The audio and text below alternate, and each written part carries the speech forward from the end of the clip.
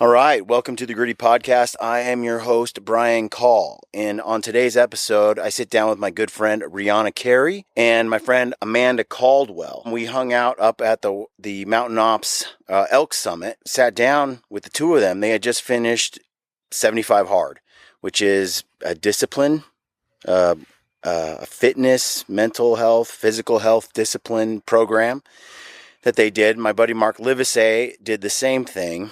And we talk about it on today's episode, and it's a really cool show.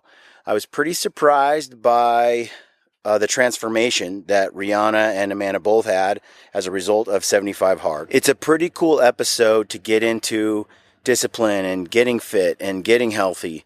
And we talk about that, and we talk about RIHANA's new upcoming podcast that I don't think she's done yet. So you got to check that out. She's if she hasn't, I believe she hasn't actually published an episode yet, but she says she's going to, and we discussed that on the podcast today. And right now at Mountain Ops, there's a huge sale going on. You get 30% off when you use the code GRITTY. Use that code, get 30% off. There's a huge sale. It's site-wide. Go get yourself some Blaze shots, some Ignite, get some Yeti. Get yourself a Battleground Merino hoodie. Get yourself some of their new flash bags for your backpack. Whatever you want, 30% off. Use the code GRITTY. All right, let's get into today's show. Hope you guys enjoy this one. Hope it gets you motivated to get in shape. I know it's got me rethinking my routine. It's a cool one. Let me know what you think, and stay gritty. All right, welcome to the Gritty Podcast. I'm your host, Brian Call, and I am joined today by RIHANA CARY and Amanda Caldwell. And I have known RIHANA for... Did we say 8 years? 7.5 or 8 years, yeah. Something like that. Mm-hmm. From Your day podcast one, was the first podcast I ever did. Yes. I have. Well, that's why I exist today, is because I was like one of the first podcasters. I was out early, yeah, and I did a decent job. So you're amazing. Yes. The podcast has been around for quite a while, but now there's 1 billion of them. And now RIHANA is going to start her own. It's like, do I really need the competition here? Well, it's something that I've been thinking about doing for a long time. And I just feel like, because I talk so much all the time anyways, and like I have these awesome conversations with people, and I'm like, why the heck was I not recording that? Because I feel like that could maybe be a podcast. And I'm kind of comical. I laugh at myself all the time. At least I think I'm comical. So yeah. I don't know. And I feel like I can just like talk. No, I think you have a lot to add there. Plus, you're well connected. You know the industry. You know everyone. You have hunters that get it done that nobody else knows. And the ultra famous, Well, and you bring a lot of variety. Honestly, with your past and where you came from, being a non-hunter and a vegan, all the way up to where you are, I think that you can really reach a lot of people and relate to a lot of people. Thanks, guys. You guys are so sweet. Well, then I came across Amanda I was at the Total Archery Challenge at Big Sky in Montana. Yeah. What year? How long ago was this? You were holding hands with a certain someone. Oh, yes. We all know who that is. And we met there, and I was like, you're hard not to notice. And so anyway, we met, and I was like, who's Amanda? And you were in Sitka and stuff, and then I was talking to Barklow and a few others, and then I looked you up on Instagram, and then I was like, this girl rides horses. She's outdoors. She's the ultimate badass. Like, wow, this girl's thanks, guys. pretty intense. So that's when I first met you. And then over the years, following along, and we become friends. Yeah, that would have been 2014 or 2015. So back then, yeah. Yes. I mean, you're talking about 6-7 years right now. Yes. So, yeah, it's so crazy. I know. We're like the dynamic duo because, and then we have Jess Byers too, which she's amazing. Follow her arrow. Yeah, we love her. We have so much fun together.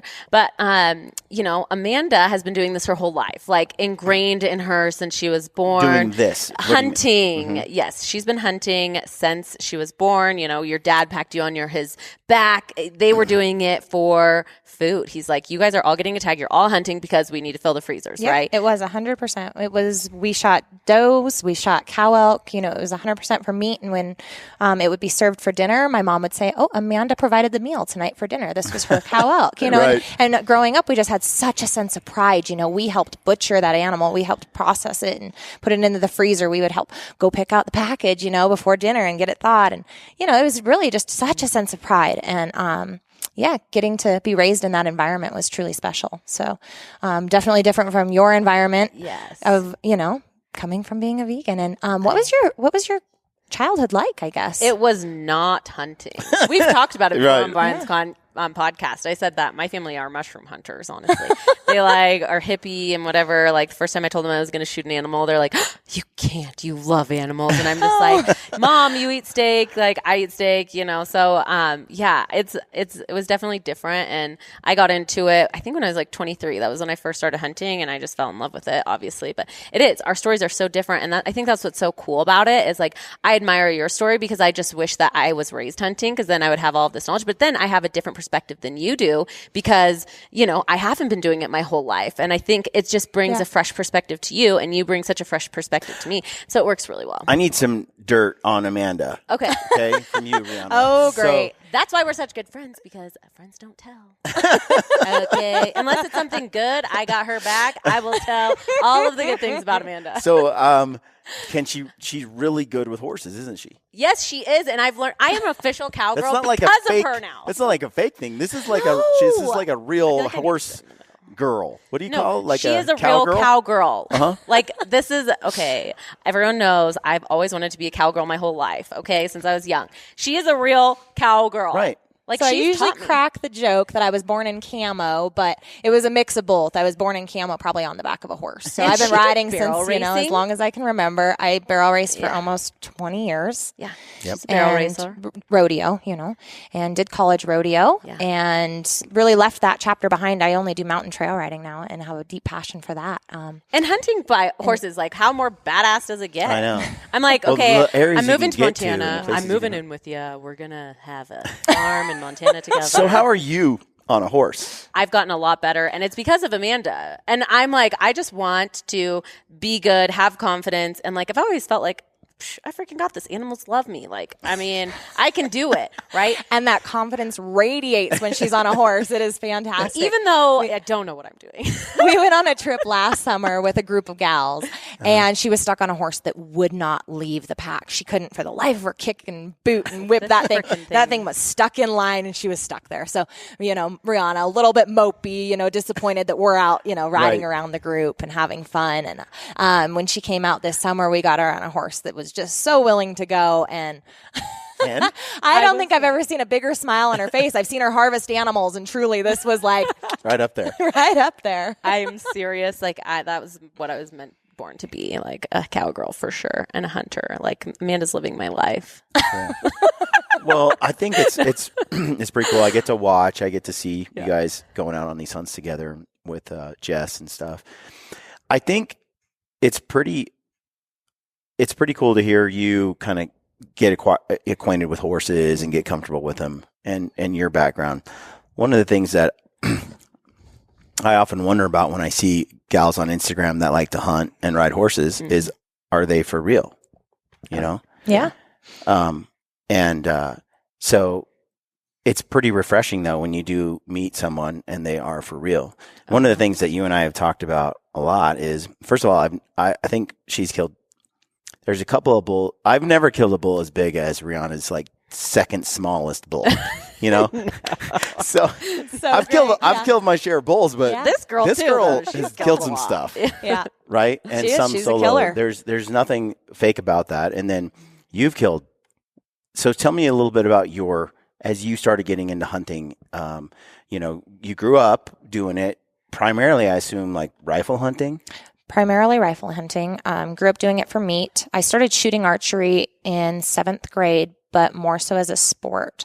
It was a local archery shop. The guy took me under his wing and was like, we're going to get you into archery. And I had a huge passion for it. And I'd compete in the 3D leagues, and do all of that all the way through high school, but I never hunted with my bow and arrow until my second year at college down here in Bozeman. And I started going out by myself, and I started packing my bow around the woods. And I ended up getting a really nice mule deer buck as my first archery kill.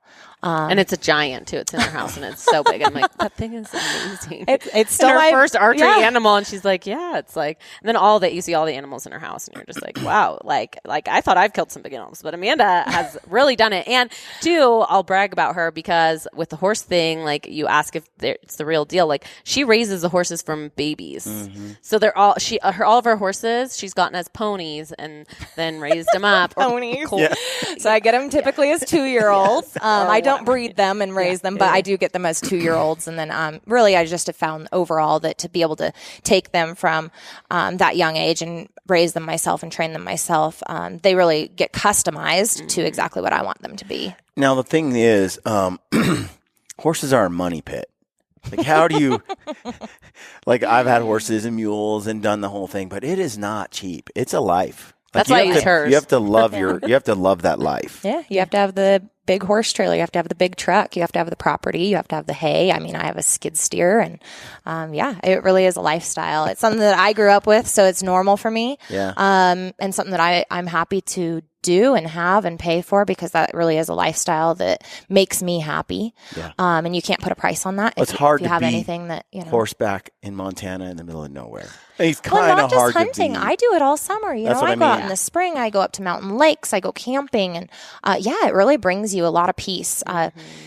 I've had a lot of different challenges in my life where I am so grateful that I have horses to go take me into the mountains, but besides just my legs, because then I'm, my legs are burning by the time I get to the top of the mountain peaks, and on my horses, I really just can feel the peace. Yeah, that's true. That's true. There's nothing cooler like our Montana, that was amazing too, but our Wyoming girls trip that we did, there was like 10 to 15 girls. There was a lot of us. There was a lot of gals. I've never had so much freaking fun. It was just like, even though my horse Abaco, I remember that little shit. It wasn't a horse, it was a mule. Yeah, it was a mule. I still had the best, most amazing time ever. It was just like so much freaking fun, just because you have the beautiful views, and we didn't even hunt; we were fishing. Yeah. But it was like this. I just feel like I'm so close to God right now. Like, how could you go out there and not feel God? So you really do. It's a really cool experience, and then just to do it with a bunch of badass women like this that you can learn from, and see just out there living their best life. Like, it's just so inspiring. We went out there with Lacey Martillio, Shoshone Lodge Outfitters. Yeah. And she is another freaking badass. She is a badass. Yeah, she really is. It's really cool to see just women out there getting it done. Like, she just goes out and, clears trails all by herself and just does all of this stuff. She has a 3-year-old daughter she'll throw on the front of her saddle and just go take into the mountains. That's awesome. Yeah, really, really hardcore. It's a different lifestyle, but it's amazing. I love it. And I came in here tonight. We're at the Mountain Ops Elk Summit. Yeah. Right? Yep. And we're talking elk hunting with tons of people. I just got done talking to Randy Newberg and Corey Jacobson out in the hallway. Yeah. Eric Chester, Ryan Carter. It's Yeah. been pretty cool. Been a great weekend. So far, we're just getting started, but it looks cool. But I walk in the door here, and Rihanna's behind the counter over here, and she's like signing everybody up, and she gives me my bag, and she's like, "You're going to be in this room getting a presentation." And I'm like, "Cool." I almost didn't recognize you. Like, seriously, when I saw you from behind and from the side, I didn't know who. Rihanna's getting jacked. She's jacked. Like, you're both quite fit. Yeah. And I looked at my brother, and I haven't been on social media in 2 months. Literally, I haven't posted in 3 weeks. I'm a loser on social media. But he leans over and he goes, I look at him, and he knows what I'm thinking, and he goes, 75 hard. And I'm like, really? Because I was just on a hunt with Mark Livesey from Treeline Pursuits and Treeline Academy, and he was on 75 hard when we were up on the mountain. So when he said that, I was like, oh, okay. Now that takes some serious discipline, some serious drive. You both were doing it. Yeah. Tell the community, the audience, what 75 hard is. I hadn't heard of it until just barely. Well, first, I had a similar experience to you. So I went down to see Rihanna early May, I think. Yeah. Is that? And I showed up and had the same exact. I was like, oh my gosh, because we had just hunted together in December. January. Or was it January? End of December. in Arizona. Yeah. December. Yep. And we were both talking about just having inflammation, and we were frustrated about that and showing each other our stomachs, like, oh, what is this? Why can't I? Just bloating, inflammation, and to see Rihanna early May and be like, oh my gosh, what happened? And so sometimes people look jacked, but they feel like crap. Did you? I feel better than I've ever felt in my whole life. And I'm actually really pissed about it because it's like I'm 33 years old and I just am feeling the best I've ever felt. Yeah. Right? Yeah, and I can second that. Yeah, it's like, for me, I'm sad that it took this long. And a small disclaimer, because it was kind of a struggle for me to do, because I love Mountain Ops so much in my company, right? And so we're a supplement company. Andy Frizella is the one who runs 75 Hard. It's his idea, his brainchild, and he owns First Form. But I'm like, what better way of showing your appreciation for someone else who's successful in one of the number one companies in the supplement industry, because we're kind of in the niche, obviously, like hunting. Then I think that what do they say? The highest form of appreciation or gratitude for somebody is flattery. Flattery, yes. The highest form of flattery is imitation. Imitation. Yes, yeah, that's something what like it is. that. And so I'm like, this guy runs the number one company in the world. How can I bring that to Mountain Ops? Well, I should do the program too and see how it goes. Because for me, it was hard because it's like I'm promoting this other company, but I'm not really, because everything that I've taken has been Mountain Ops supplements the whole way through. I've done 3 scoops of Magnum a day. Literally, since I started 75 Hard. I've been off for a week and a half, almost 2 weeks now. And I've gone back to having some sugar and stuff like that, but I'm already to start phase 1, just because I can tell, my body, I can feel it. I don't feel as good as I was before. Yeah. And that's a lot of the sugar. That's what I eliminated from my diet. So I'll explain it. Yeah, let's talk about 75 Hard, because you both look ridiculous. You both look good all the time anyway, but this is another level. You're going to irritate some people. I've never had abs before. You're good looking, and then you're just more good looking. This is just stupid. I've never had abs. Okay. And I've always wanted abs. I'm abs someday. Okay. But this is the only thing that's gotten me there. I did track, cross country, everything. Right. And I was. Abs are one of those things that a lot of fit girls are like, I'm never having that. It's just it's not possible. No. And so to see my transformation from day 1 to day 17, it's pretty insane. It's something that I've never seen before, and I never thought I'd be able to do. What happened? How did you do it? What's the trick? 75 Hard. It's 5 disciplines that you have to do, critical tasks every single day. So number 1, you have to work out twice a day. Now, a lot of people think that that's probably the hardest part. I'm lucky in the business and the job that I have, they want us to be fit. They want us to work out. They give us an hour a day to do an exercise, right? And so they promote health. And so I'm lucky that I can do that for my career and work out and stuff like that. So the 2 workouts a day, it wasn't super hard for me. I dedicated, and I really want, I'm doing a 50K in August on the 22nd. And so I was like, I'm going to run every single day because I want to, and trail run. So that was my outdoor workout. 45 minutes. One of the workouts has to be outside. So that was my run. I ran 2 workouts a day. 2 workouts a day. They have to be 45 minutes each. Yep. Not 41, not 42, not 43 seconds, 45 minutes, not 42 or 43 minutes. What about 50 minutes? Yeah, you can do as long as you can go over. Want. You can be, You just can't be under. Overachiever. You cannot be under. So we had where we were bear hunting this year, and we were hiking in and things, and I'm like, Rihanna, we've gone, an hour and a half, almost 2 hours. Can that count, towards our things? And I'm like, nope. They have to be separate. They have to be separate. So you can't So even what do is the definition of separate? So you have 2 separate workouts. Morning and evening. You can do them at least, I think, what I was doing, 4 to 5 hours, at least apart. 5 hours apart. Yes. So 1 in the morning. Or even if I got it in the afternoon, then I was up till 1 in the morning doing my evening. 45 minutes is a long time. What are you doing for 45 minutes? So fast. It does go by fast. For me, I was waking up. So I started the 5 a.m. club. So I wake up really early, and I've been going to the gym every morning. So getting out that first 45 minutes is easy. I'll do 10 to 15 minutes warm up on the elliptical treadmill, doing something that gets my cardio up, rowing. And then I go lift weights, for the next 20 minutes, and then do stretching and abs for the final. Okay. And then I'd go soak and hit the sauna and, try to sweat it out. And I felt so good. And then in the evenings, I wasn't doing trail running. I did a couple, probably a handful of trail runs through it, but I've mostly done just an evening walk.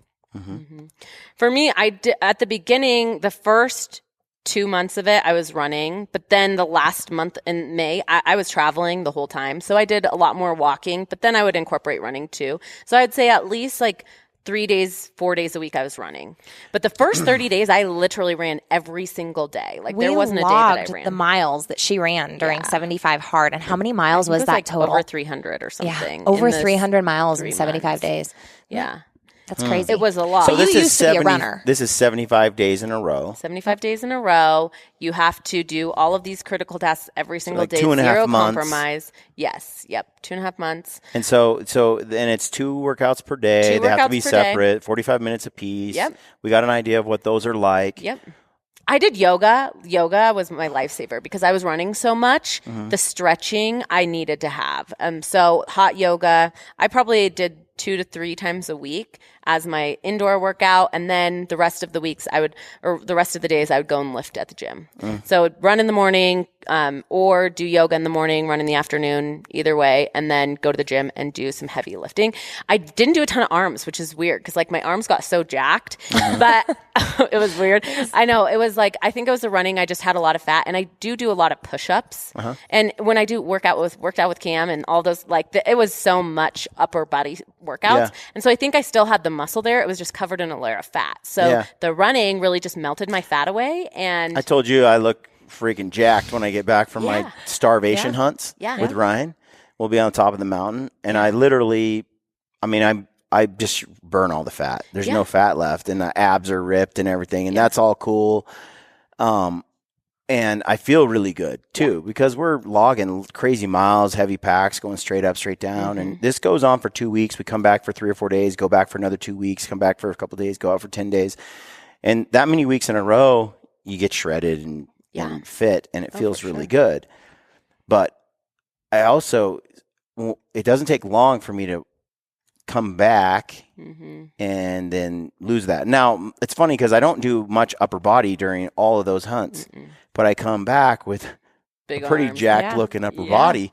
So it just tells me like the muscles hiding underneath. It's hiding under there. They're just have to lose the fat layer. Exactly. Which is, I feel like that's what the running did. Because in my 17-day transformation picture, like you can just see the fat is already starting to like kind of melt off. And then are you going to share those pictures? I think once I start phase 1, I'll be like, hey, this is, I don't know. For me, it's just so hard because it's like, I don't know. It is. It's personal, and it's my body. And, I do want to motivate curious. people. I mean, because the third picture, it's pretty, you wouldn't realize how much dramatic change there is without taking the pictures. Right? Yes. Like you That's feel, a part of it. you And that look is part of fitter. it. Yeah. But no, like there's a serious hourglass. Yeah. Like shredded ab look that's not there. Like a lot. Yeah. Like it's not a little bit. Significant. It was a lot of inflammation, so a part of 75 hard. So we've got the 2 workouts a day. You've got the strict diet, which we didn't cover, but the strict diet is whatever you choose. So like if you do well on keto, then do keto. I've tried keto. It did not work for me. So I run super well on carbs, and especially with as much running and lifting that I do, like you have to have carbs in your body. So I'm the same. Yeah. Most people are like a balanced diet. Keto, is so I can't perform at the intense levels I want to. We tried it and we didn't have the energy. I couldn't do any explosive I look really workouts. Yeah, I do. I look really good. It works. And I feel lean. I just don't think it's a long-term thing. Yeah, I tried it in December and lost weight immediately, gained it right back after. I did it with CrossFit, but it was just intense paleo to where I only had like max 50 carbs a day. And sometimes I was dropping down to 10 carbs a day. Oh, wow. And after I did that, at first I was crushing and I lost about 18 pounds.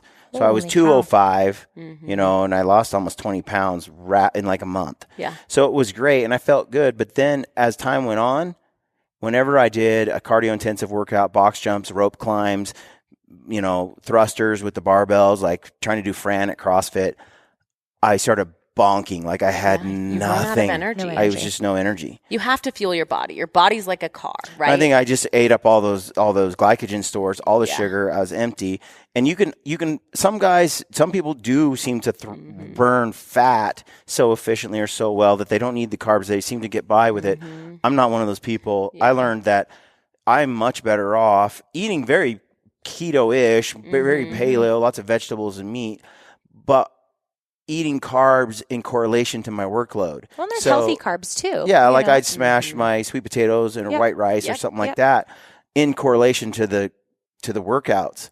And then that way it was mostly still keto, but then I was smashing good carbs to go along and replenish those stores. And then I started to thrive and really do well. So since then I've never been over 200 pounds, 195. But I was 205, 210 there before I started the podcast in like 2012, 2013. Oh, wow. I was kind of thick. And I'm like, it's just because I'm getting older and I'm filling out. When Rihanna and I started this, neither of us really wanted to lose a whole lot of weight. It wasn't the goal of it. And so that was why doing protein was so important for us, because we do so much in the backcountry that we don't want to be smaller in order to pack the packs that we do and the weight that we do. And so really gaining muscle through it all was very important to both of us. I just want to get stronger. I want to be able to keep up with everyone in the mountains. I want to be able to carry the loads. I have not been sore, and I take Diffuse and Phoenix every single day. Like my supplements, I'm a walking vitamin basically. And like that's how I feel like. That's what I tell everyone. And including Ignite, I take every day, which that's going to be a part of my phase 1 is I'm going to try and do no caffeine and just kind of filter off, because I know you say that. You say you filtered off caffeine. No and caffeine. It's hard. I used to be really good about going without caffeine for 2 or 3 months straight, and then caffeine for a month or two, and then off. But the last couple of years, I've not been cycling off hardly at all, and it's just kind of become a way of life. I feel like I'm just running late to everything and just trying to stay up, and I don't sleep as well. Even without caffeine, you don't sleep? No, I sleep better, but I'm just saying, like, I see. I've just been pushing it harder. Yeah, I don't give myself a lot of free time. Yeah. No. That we're going to see how I'm going to do with it. I've run on Ignite every single day since it came out, honestly. I love Ignite. It works so well for me, and I feel mental clarity. I feel great, but I do feel like it's a dependency. Like I need to have Ignite every day. You know what I mean? And so for me, that's a part of it. It's like, what can I get off? I need to challenge myself, and I need to do something and like see how my body reacts. And that's what Andy talks about in his podcast. And that's one thing that motivated me. First, I tried 75 hard back in October of last year, and I failed because I didn't make the commitment. Like that's one thing that I've told people is like, oh, I think I'm going to try 75 hard.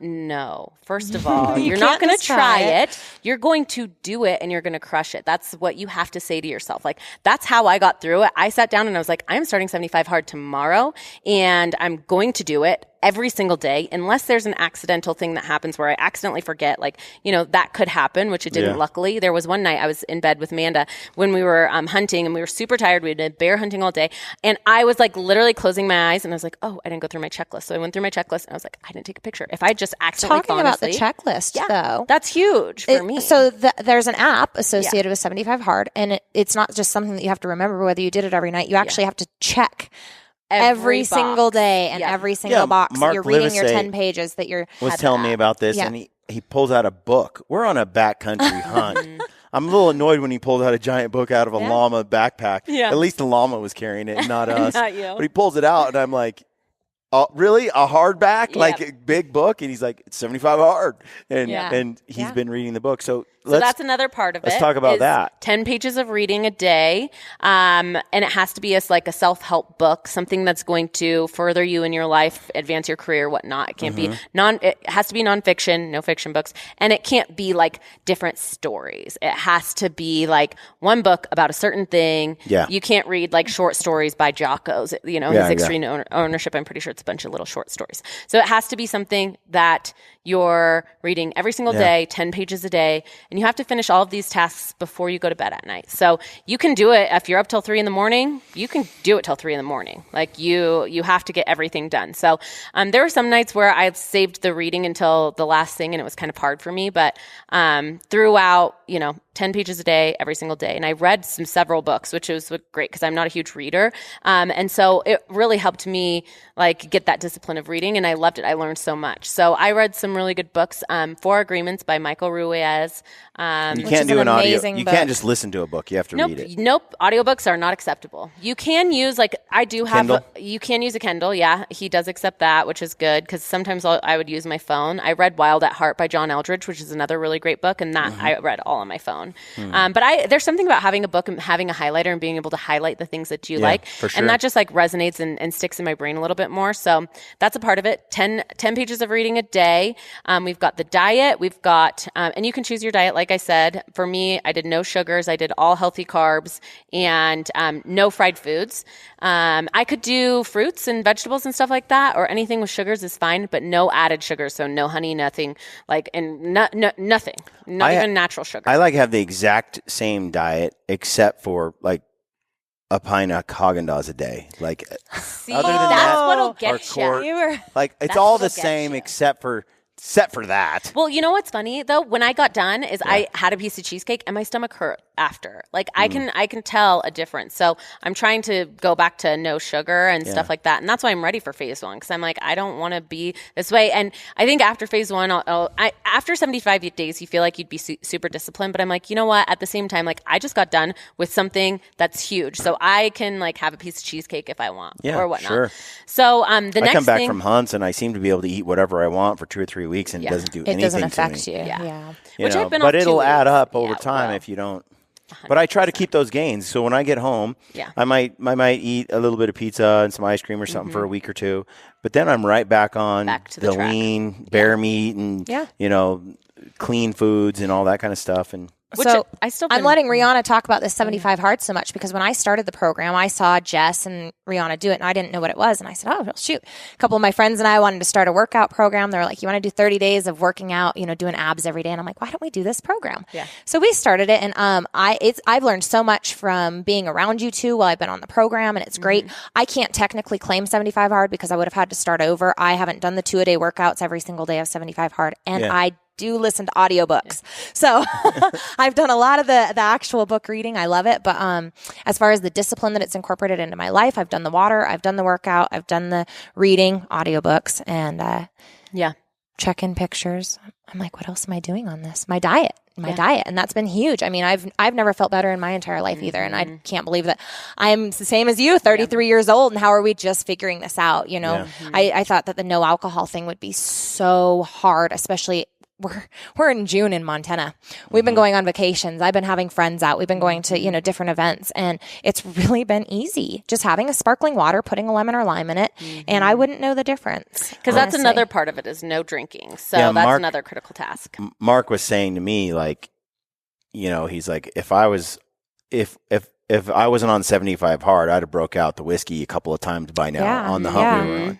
Yeah. And so he's like, but man, getting rid of that has really upped your game. Upped my game. Big time. Yeah, I feel like that for me was huge because I do love wine and margaritas have a lot of sugar in them. And so I think that was another dramatic change that I have. It's not like I was drinking every night or anything, but still those margaritas add up. And so, for me, I think the no drinking thing was huge. So much carb and beer and stuff too. I don't drink beer, but I enjoy beer. I enjoy craft beer very much, but I've never had alcohol in my life. Yeah, that's right. Because you don't drink, which is great. And you know what? Is. Yeah. That's, I feel like, the hardest part for most people. A lot of successful people that I know, it's because they do not drink. Ryan doesn't drink either. He's amazing. Yeah. Hillary's like it. He just never has. I think it's great because it really does change it changes your mental headspace too. That's one thing that I've noticed. I don't know anything else, so I can't really relate because I've never even had a sip of alcohol. Well, take it from us. It does. I mean, it really does. Yeah, but I know people who struggle and gain weight, and they're like, they give up beer, and all of a sudden they're just thin, and you're like, it's got to be wrecking you. Yeah, the alcohol has got to be causing problems. But more than that, I think it's the mental state. Yeah, the mental and the energy waking up in the morning. You don't have any bad days. It's great. Yeah, I don't think there was a day. There was one day that was hard for me, and it was because I had rolled my ankle, and I was like, why the heck do I have to do this? And I still ran out in anyways because I messaged Cam, and I was like, Cam, I rolled. I was like, okay. I was like, is everything always hurting on you? And he was like, yeah. And so I was like, okay, that's good to know because everything hurts on me. And I want to say I need to take a few days off, but I'm not going to. So I don't know what books you're planning on reading on your phase 1, but one that I went through on this 75 Hard was David Goggins' You Can't Hurt Me. Yeah, I've read it. Oh, it's so good. And crazy. hearing about the pain that he went through and that, And that was stretching. That's why yoga for me was huge because it's stretching, a lot of stretching. Yeah. So I would say yoga kept me going throughout it.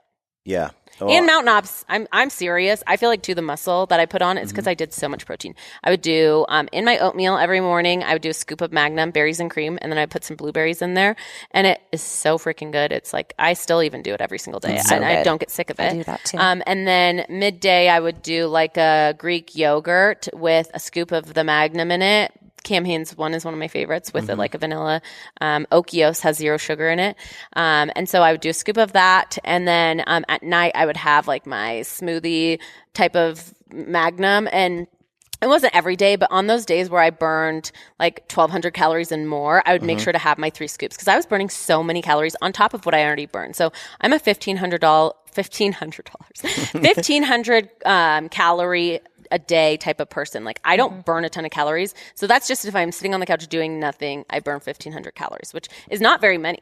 Yeah. Some people are 2,000, 1,600, 15, 17. Like my metabolism isn't super great. So I feel like that's maybe a part of it. But I'm like right around 2,800 on my hunts. Are you? See, that's a lot. 3,000 on my hunts. So if I'm out there hunting every day, I need about 2,800 a day to just maintain. I don't come home with any. I lose burn fat and everything, but I come home and I'm actually I leave at 190, I come home at 190. Yeah. Roughly. Yeah. But I think I've tried to go on like 2,000 or 2,500. I get a little hungry every day. Yep. And I lose weight and I'll come back at 180 or something. I'll lose 10 pounds or more. Yeah. But if I go over 4,000 or 4,500, then I'm usually still, I might even gain a little weight on the hunt. And especially it depends on what you're eating too, because sometimes when we were in Arizona, it was freaking candy and Sour Patch Kids and all sorts of crap that we haven't been having. No. Like there's healthy snack options out there nowadays, and it's like I actually love what I'm eating, so it's not bad. I kind of stick to healthy snacks anyway. The biggest part of the diet is just having buying the right options, having it available, planning, really meal planning. So you guys have done this. Mm-hmm. What is it this just the whole package, or is there like a specific 1 or 2 things that have really helped you dial it in? Is it? Yeah. For me, I guess when I started, I just started it on my own. Jess Byers actually had done it before me. She had finished. Mm-hmm. And like she motivated me to do it. But I think for me, like doing it on your own and making that commitment to yourself has been huge. Like you can't get your partner to get you to do it. Like you have to do it for yourself. You have to want to do it. You have to make the commitment. Mm-hmm. And for me, the biggest part has been learning to follow through what I say I'm going to do, right? Mm-hmm. So you say these things in your head all the time. Oh, I'm going to start doing this, or I'm going to start doing that. Well, do you do it? Half the time you don't. Right. I know many a times I'm like, oh, I'm going to start running every day, and then I don't. I said this a long time ago. Brent did Wim Hof. Oh, yeah. We did it together where every day he got in and he'd soak in miserable ice cold pond in the morning. Yeah. It would snow outside, doesn't matter. You're going in neck deep, and he's in there for 10 minutes or 20 minutes. And some of those Montana ponds he got into were so cold. Yeah. So cold. Yeah. Because we were traveling, and it's the only pond there. It was like I couldn't even dip my ankle in there without like in pain. Mm-hmm. But he did that, and what happened was he wasn't the most disciplined, but every day he got himself up and he made himself do that. Above all things in life, he made himself do the Wim Hof every day. And the more he did it once a day and did it for consecutive days, it became a thing where I can't quit now because I've achieved this for 35 days. Yeah. And then 40 days and then 60 days. He's like, I don't want to wreck my record. Mm-hmm. And you get to where you're like, plus he adapted to it. But out of that moment came a whole new person. Yeah. He was so much more disciplined in life and has been ever since because he did it like 6 months or more straight without breaking. But once he did break, it was like, my record's broke. It's kind of hard to break. For me, that was a huge thing. Like on my phone, and I wore my Apple Watch every time I did my 45 minutes. I kept track of it on my Apple Watch every single time because every day for 75 days, I closed every single ring on my phone. So I would look at that and I'm like, there's not one day that's going to go by where I do not break my rings. Like I made sure I always charged my watch. I wanted to see, what I did. And so for me, it was the discipline, because I've never had such strict discipline, especially for 75 days. I mean, they say it takes 63 days for you to develop create a habit. And so 75, you just go above and beyond. But it was not just the commitment and the discipline, but it was following through with what you're going to say, you're going to do to yourself in your own head, right? Because for me, it's like, if I just say things in my head, nobody hears it. But I told myself I'm going to do it. And so I am not going to break that commitment that I made to myself. Yeah. Because, and it didn't matter what anyone said. Like the day that I decided to do it, I had a friend, she's like, you know what? We're going on this vacation. Just wait till after.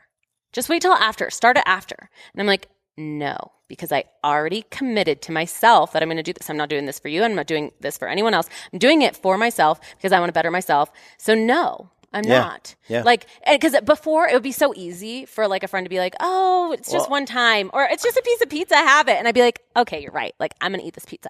But this time, oh, you can't make me want to eat pizza. But when I got to 60, like in days 60, 50, no one could derail me. I'm like, you try and put that in front of my face, I do not care. I went to Mexico with the Mountain Knobs family, all inclusive, alcohol everywhere, desserts everywhere, and I did not falter. Well, I'll tell you, Mark Livesey was on that hunt with us, and he crushed that hunt. He's 55, I think. Yeah. He's quite a bit older than Ryan and I. And he crushed this thing, did so well. He kept up with us dudes. He was a little worried about it, but he didn't need to be. Yeah. And we get back from that trip, and I'm like, man. And he was looking good going into the trip, looking great when he came out, but he tried to follow the 75 hard throughout the whole trip. And I was like, dude, that's really hard with life and things and travel and family. And he's like, part of it is the commitment. You say you're going to do it, and then you just do it no matter what pops up in life. So, because it's easy to say. And when I would tell people what it was, oh, I can't quit drinking beer. Oh, I love pizza too much. Or, oh, I just like having a sweet at night. It's not that big of a deal. It's like, you're making an excuse right now. Like, all you have to do is say, I can do it. You need to change your statement. It's the same thing as, oh, I think I'm going to try to do 75 hard. No, you're not going to try. You're going to do it. It's the way that you word it to yourself. Like, I'm going to do it. I'm going to follow through, and I'm going to, do what I say I'm going to do. Because, well, like Jocko says, discipline equals freedom. Yeah. And it really does. And it's funny because you're putting all this discipline upon yourself, and people will look at that and go, "Oh, she's just shutting down her life. She's not enjoying life. She's not getting to and have it's so life." the opposite. But that discipline brings you freedom, because actually you're fitter, you feel better, you like yourself more, you don't have the inflammation, you have more energy. So it's like discipline. It brings self-love too. I mean, you get freedom in self-love, and through all of that, I've never been such a critical thinker either. Like I've never, one of the podcasts that I started listening to that I love, because throughout this, I've tried to listen to a podcast every day throughout. And so, because I feel like I love Andy Frizzell's podcast. So I would run, listen to music my first half. The second half, I would listen to a podcast. Yeah. And I love also Carolina Leaf. She talks about the neurocycle and the mental cycle that we do in our heads, and how, there's a lot of toxic patterns and a lot of toxic thinking that we can do, and how to like get away from that. Because I think a lot of people, just being present in your own head isn't common. Like there's so many people, they're on the hamster wheel, rolling and rolling and rolling, and think about what's next, thinking about this. Do you ever sit and like listen to what your brain is saying and then decide, what you're going to do? It's usually just an automatic response and not a thought out process. Because you're just doing things automatically. Yeah, I know.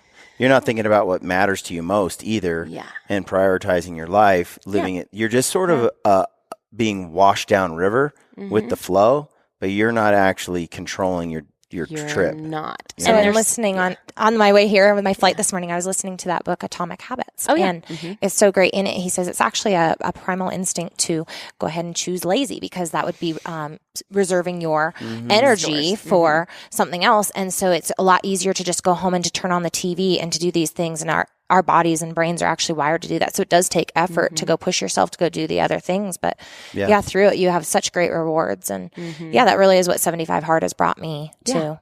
Yeah, just being able to sit there and like think about your life in such these deep moments where you're just like deep wow, aha moments. I feel like So I am many of them. Socrates right now. Okay, people. So like, how do you think this is going to affect your hunting? You know? Oh, amazing. I mean, we've both said we're going to do 75 for life. It's such a great program. We both never felt better. There might be variations of it that we do, over the course of life. I don't know if, every aspect of it's realistic, but the Live Hard program, right? So there's 75 hard, which is the 75 days. Live Hard, Andy Frizella says, I don't even know about this. For your life. So you do it every year. It's 6 months out of your 12, 6 months out of 12. You do 75 days straight. Then you do a month of your choosing after that. Then you have to wait in between phase 1 and phase 2. You have to wait 30 days at least in between. And then you can do phase 3.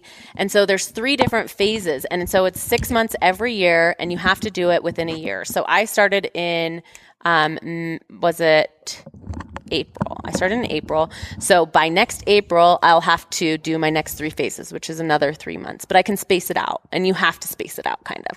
Yeah. So it is, it's a life program that you're supposed to do. And that's the Live Hard program, which I'm going to do. And I'm excited. Jess Byers is actually on phase 1 right now. And so that adds in 3 more critical tasks of your choosing and then cold showers. So like the Wim Hof thing. Yeah. So I'm going to have to do 5-minute next cold level. showers. I don't know about that. That's going to be the hardest part for me because I love to be warm. Like I hate being cold. And so that's going to be hard for me. I'm already like, if you feel my hands and my feet, I'm already like frozen. I think you'll actually enjoy it. I'm cold too, but I started it about 20 days ago. Yeah, that's right. And I'm not doing it every day because I don't shower every day, but every shower, towards the end of the shower, I'll do 2 minutes and 2 minutes back and front. Yeah. And do you be like, yes. I hate it. There's a few things I hate worse than cold showers or cold plunges. Like I'll do them, but I truly hate them. Yeah. And I didn't Yeah. used to hate them as much, but when I did Wim Hof for like 60 days, I thought it was going to make me like them more. And it didn't. It never did. I hated them equally the same. Yeah. So I my don't think I'll ever reasoning get is just over for it. doing something that's very uncomfortable to me. Yeah. I wanted to add an extra aspect discipline. of discipline to me. Because, Whenever you make yourself do Yeah. things you hate doing, Yeah. you're going to develop discipline. I know I'm going to do it. Yeah. And I'm not going to like it. So what other 3 are you planning on doing in yours? I'm Do you going to have do those shooting picked my out? bow, Yep. at least 10 arrows a day. I'm planning on the same. Yep, shooting my bow. No caffeine. Ooh. So that one's on going to that be one. really huge for me. It's going to be hard. But it's only She's 30 gonna days. Be a mean See, I don't think person. that'll be hard for me. I actually Really? am just that person that really enjoys a cup of coffee. It wouldn't matter if it was decaf or regular. I just enjoy the taste. Yeah. I don't really get a lot of effect from caffeine. I more so just do caffeine it because puts I me enjoy it. in a So whole different mood. Yeah, me too. I'm really impacted. Like I feel the impact of caffeine. you're big that time. person that they make You those know, I didn't- videos of that. I didn't drink any caffeine till I literally didn't drink caffeine until I was 23 or 24. Yeah. You know, no caffeine, Really late, soda, none of that kind of stuff. So I didn't really have it throughout my life. So when I did start introducing a little caffeine, Yeah. Oh, yeah, it's you a can bit tell. to kick, It's you a know, like game I feel changer. it. I'm going to try and get it done before elk season because I want caffeine for elk season. But I feel like it is a dependent Yeah, for something sure. that I'm dependent on. And so that's just, I don't want to be dependent on anything. When I don't do have to cycle be, off, so- I've told you, when I cycle off, I sleep deeper. Yeah. I naturally take naps in the afternoon or so. Like every night. If I get tired, I just sleep for 15 or 20 minutes. I wake right back up and I'm great. I actually handle fatigue the way your body's meant to handle it. Yeah. Yeah.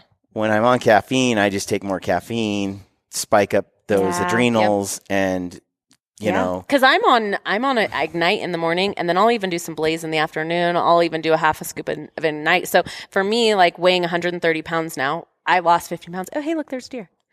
But I lost 15 pounds doing it. It's a doe. Look at this hunter. I lost 15 pounds. But where was I going? I saw a deer Caffeine. and it's like squirrel. Caffeine. Yeah. So for me, going Your off little caffeine, body. Adrenal glands. my little body. I only weigh 130 pounds, and I'm doing 400 milligrams of caffeine a day, which is a lot. So I need to like That's cool like- the jets and like cool it Like down. I'm twice a as little bit. heavy as you, and I use probably the same amount of caffeine. Yeah, basically. And what's your third? My third is going to be waking up by 6 a.m. So you have to read the 5 a.m. Club. Even if you're going to do 6 a.m., you have to read it. It's such a good book. And be in bed by 10. So whatever 8 hours of sleep is, I need 8 hours of sleep a night every single night. So that's my goal. Yeah. And I mean, I think that's probably going to be a better idea.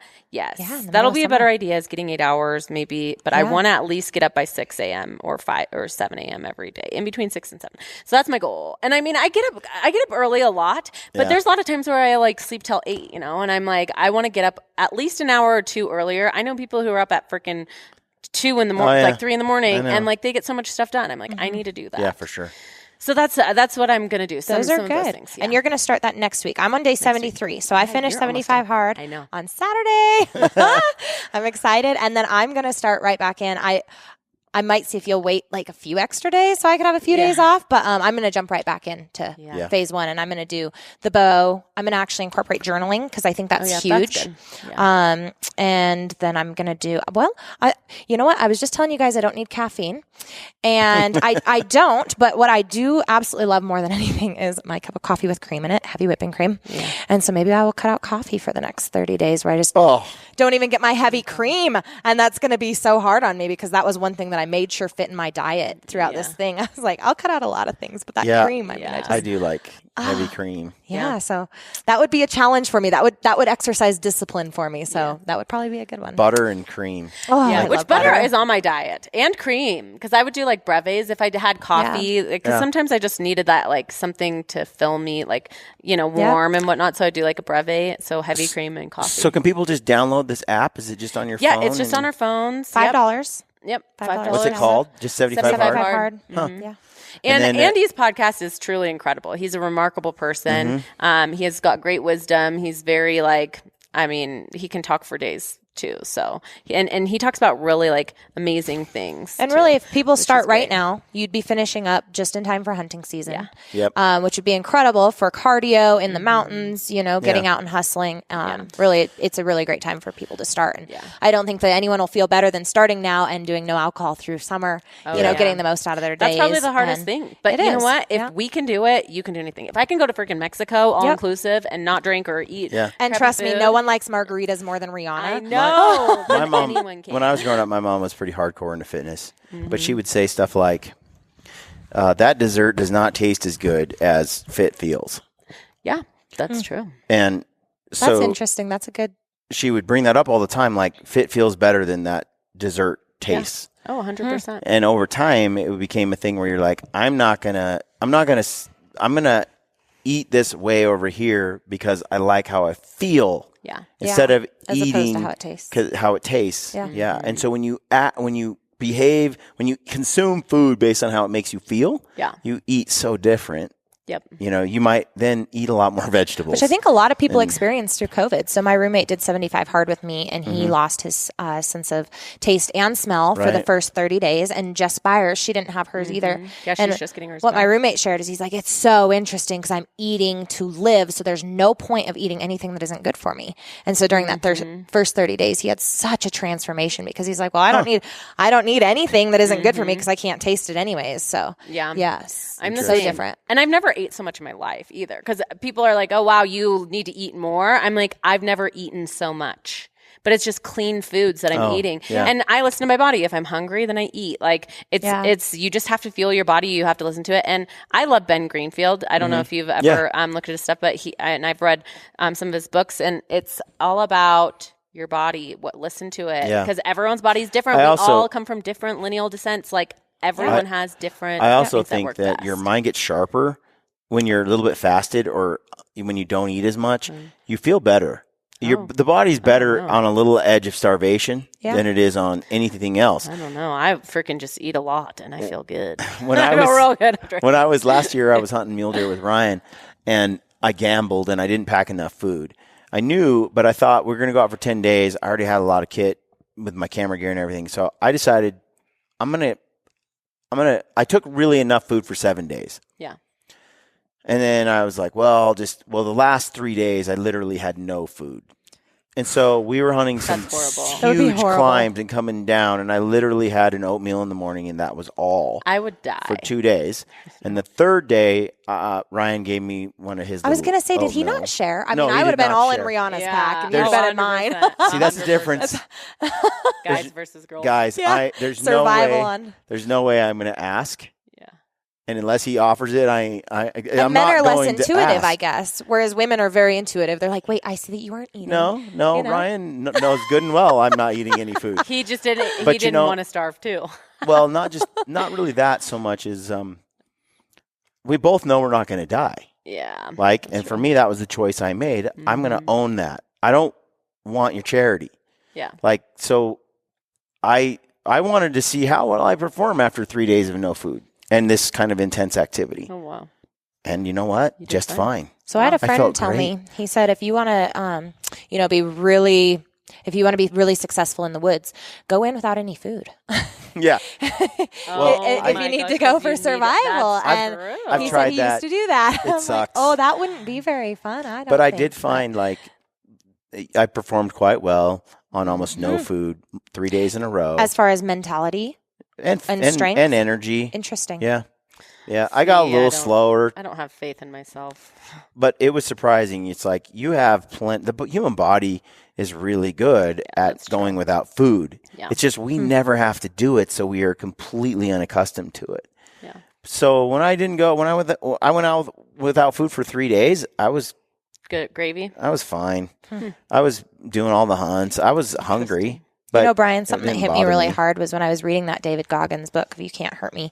He said, when you think that you are done, you think that you're just exhausted, you're ready to quit. He's like, you're only at 60%. You still have another 40% that you can give. We I'm as like, humans, yeah. oh Yeah. my But- gosh. I mean, Cam it blew said my that- mind. It just, He said that about running the Boston Marathon Yeah. with Lance Armstrong.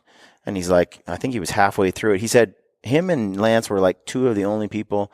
There's like a short list of like 10 people or something that had a faster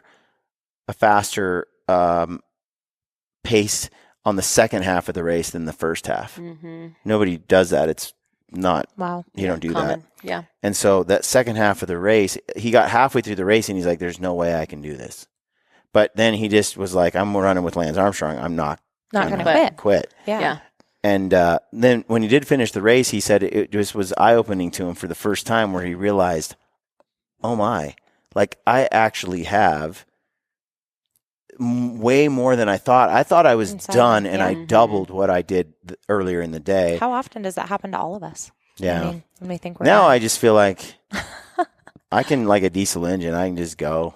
I won't quit. It's like, it's all mental, right? Yeah. At that point. It really Exactly. is. And that's one thing that all of those people say. David Goggins, Cameron Haynes, Andy Frisella, like all of those people, they push past these mental blocks and, they know that they can do anything. So they do it. Like Yeah. they're not ever Discipline questioning. is a muscle. You must exercise it for it to be stronger. Yeah. And I think that, over the course of 75 Hard, it's exercising many different discipline muscles. Yep. Well, when you And- look at Cam, the volume of output that he goes through, there's got to be a lot of discomfort and soreness in Yeah. his daily life. Oh, 100%. Yeah. And so for me, I look at that. It's even on these hunts. Yeah, I'm sore, I'm tight, everything's, I'm having a hard time, like physically, but I don't even think about it. Mm-mm. Like, Yeah. I don't even Yeah. acknowledge that this is like when we were in Alaska, it doesn't get dark. Mhm. Yeah. It doesn't get dark. It's like 24 hours a day.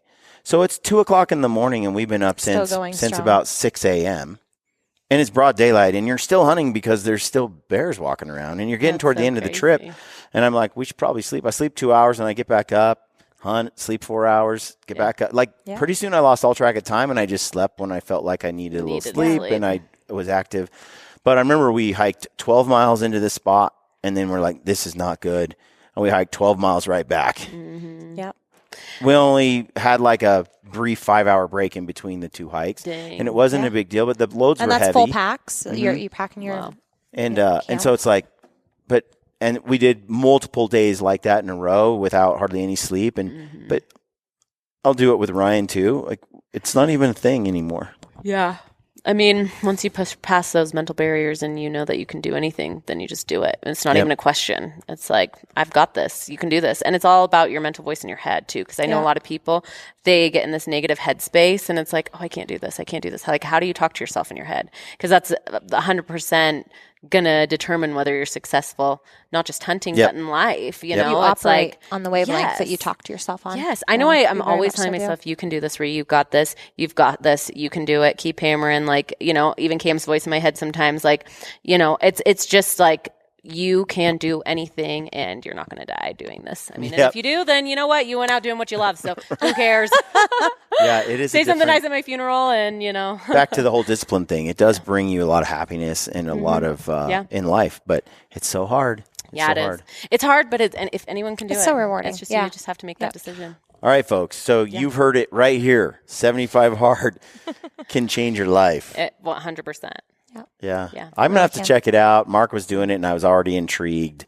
You know, now I see you, and it's like, well, so I'm going to think. So I would highly recommend reading the book and listening to the podcast first. Don't do as I did, just jumping into it without knowing, you know, all of the details of it. It's episode 219, I think. Yeah. Okay. Right? 290. 290. Andy Frizzell's podcast, 290. And so that's the start. And then, I read the book. That was the first book that I read. So sweet. Yeah. And if you need book recommendations, let us know. Yeah. We went through many of them. Good. So how do people find you, Rihanna? Oh, I'm on Instagram. That's about all. and on your handle, page. What's your handle on there? At RIHANA CARY. Just RIHANA CARY. Just RIHANA CARY. And Amanda? Same thing, at Amanda Caldwell. Or Amanda_Caldwell. Okay. Yeah. We'll have links in the YouTube video. Yeah. You guys can stalk their pages and see what they're up to and see all the horses and the outdoors and stuff. I know. I feel bad sometimes posting some of the things that we do because I'm just like, oh my gosh. What an envious lifestyle. No, not necessarily. But I'm like, we have so much fun. Like, I just like have so much fun. And it's just really blessed. Yeah, we really are. And we found good people. We have good friends. Like, we're in a good industry with like a lot of amazing people. And so, we're all just super blessed. It's been fun to watch all the journeys too, because I know you need to do more. Hello, come on, put your stuff on Instagram. I know.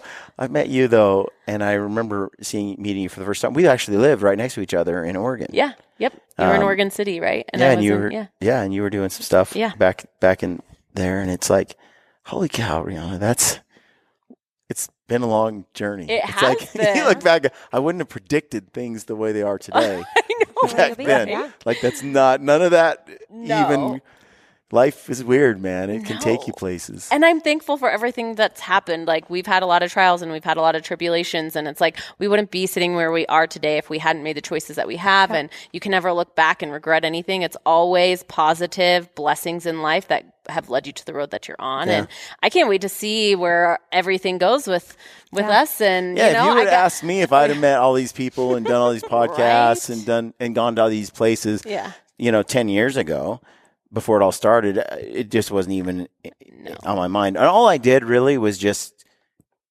take the chances. When they came, I took the opportunities. Yep. A lot of people are like, you took action.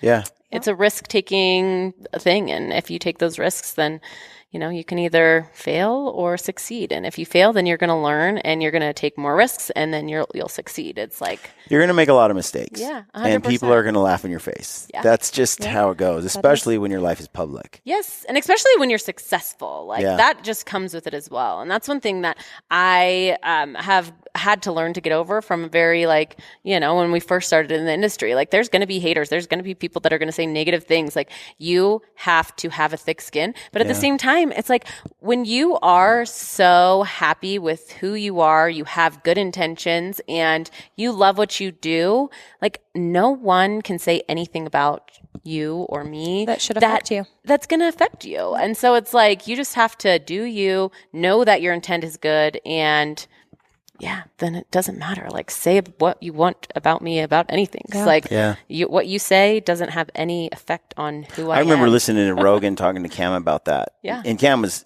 like, I remember every mean thing they say, and I use it as fuel. And Rogan's like, you got to stop that, brother. And I remember hearing that and seeing how Rogan was just so who cares, man? Yeah. You don't even know. That guy could be in his basement. He could be hundreds of pounds overweight, not have his life That's together. most of the people. So he's like, don't. It's jealousy. But it is easy to read it and get caught up in it. But I used to be like, oh, sad for you. You got a little fame and people know a little bit about you, and now you want to whine and cry about it because some people hate on you. Mm-hmm. But the human brain doesn't work that way. No. It's like we tend to focus on the negative things that people say. I can have 2,000 people say something positive about a film I produce, and 2 people crap on it. And what sticks in my mind is the 2 people who crap, at least in the past, and be like, how is it when, now I realize, and it doesn't really bother me at all anymore, but it took some time. Yeah. It took some time to take that in. When it first happened, I was like, everybody likes me. How can you not like me? You know what I mean? Yeah. Like, it took some getting used to, right? Yeah. And you realize we just live in a different world. This social media thing is a whole experiment, a giant 100%. Grand experiment. We don't know how it's going to shake out. It's not normal. Yeah. It's not normal. It's not normal for people to know as many people as they know today. Yeah. But it's because of our fast-paced world that we're able to have those social circles that are so huge. You know? Yeah. And Amanda and I really felt it because we did that Outside magazine piece. You read that, and it was definitely done differently than what we would have, put out there, or maybe somebody that would write for an outdoor hunting publication. The gal, she was super funny, witty, and she was a food journalist. What she talks about is nothing food. about hunting. Nothing about hunting. So she put a funny spin on it, and I thought it was funny, and I was like, whatever, not a big deal. And I didn't let it get to me because I know that I do hard things, and I know that I'm okay with it. And I was just like, whatever. People She's can very judge us descriptive words, for us. And it was fine. It was fine. We got to know her, and we knew her, and it wasn't. It didn't. But it doesn't offend me if somebody wants to describe my long blonde locks flowing in the wind. That to me that doesn't hurt my feelings because I've got and perfectly painted faces. Whatever. I mean, say whatever you want about us. I don't care because I still kill shit, so I don't care. But now, if you're just going around the woods, maybe looking like that all the time and never, having a track record like you do, Rihanna, you're just crushing it. Well, you too, but I hear what you're saying. I saw on there some of the comments, even from hunters, Amanda and I were talking about it. There's some really prominent people too that were talking saying such bad things about Amanda and I, and I'm like, they don't know us from Adam. They don't know us at all. That's the thing that I've gone back on over the years is people that say those things, they don't know you. No. And if they met you face to face and they had dinner and they hung out with you, Amanda or Rihanna, or just spent some time doing things, they wouldn't treat you that way because they're making all these assumptions that are unqualified. They don't really have the qualifications to make It's just shocking, though, that it'd be other people in the hunting industry that would choose I think that's because jealousy runs deep. Jealousy runs deep. Where the most support would be. Well, and the thing is to remember, people look at your life and they are like, it's so much better than mine. Or they look at my life and it's like, I look at other people's lives and I do the same thing. But the reality is everybody has it hard. Oh, yeah. Everybody goes through hard times. Everybody struggles. Everybody is in a different, of course it's on different scales, right? I'm not trying to diminish someone's true dark hardships, but at the same time, it's important, I think, to remember that you're you and to be content with who you are. And when you judge someone else's life, whether you think it's perfect or not, be careful. Everybody goes through tough times. Oh, 100%. Even, the people who don't do it for the right reasons or do, make a bad name for girls like us in the industry. It's like, how can you say such horrible things? Because they're probably the ones that are fighting the biggest demons, right? They've probably they're on the brink of having some serious, insecurities with themselves and maybe mental illness and, things like that. And so it's like, how can you sit there and say all these horrible things already about these people? I'm like, I feel sorry for the person who is half naked. I'm sorry for you that you can't wear clothes and you want all this attention negatively, you know? So it's like, and it's just common, but I see that as sometimes I don't care why someone starts hunting. People want it to be for the most true and pure reasons. Yeah, I'm more like just get them in, and then hopefully they evolve into those reasons later. Sure. Yeah, for sure. As you evolve as a person, 100%. It's the same thing on Instagram or anything else. Maybe they don't have the best motives for why they do what they do, but But how do you know that over time they don't develop into those good motives and those good reasons for what they do? 100%. Yeah. Like you just got to meet people where they're at, and I do think we could do with a little more kindness and a little less judgment, 100%. a lot less judgment. 100%. You know, yeah. So I like that. That was the neat part about that writer on that trip when we went to Arizona. Watching her change over the trip. She said, when I first went on this trip with you gals, I was cheering for the deer. Get away, get away. You know, I didn't want the girls to be successful. And by the end of it, she was like, just so Kill him! Get him! Shoot him! Yes! so changed. And when we sat down and had your elk tenderloin, you know, at the very end of the trip, I mean, she was just 100% loving the lifestyle and everything around it. Yeah. See, and that's the thing. She came at it with an incomplete set of information, right? So she had an opinion and an idea in her head. Yeah. But then after she did it, it just changed her life. Yeah. That's so true about hunting in general. Yeah, you take someone that's never done it before, even when you just bring them a can of bear meat. Oh, yeah. Or some elk steak. I still need to try your And all of a bear meat. sudden, it's like they look at what you do in a totally different light. Yeah. Yeah, that's for so sure. true. Well, All we still have more podcasts to do, guys. Yes, we do. So, folks, thanks for tuning in. Check out RIHANA, CARY, Amanda Caldwell. Go to their socials. Check them out. And thanks for tuning in. Stay gritty.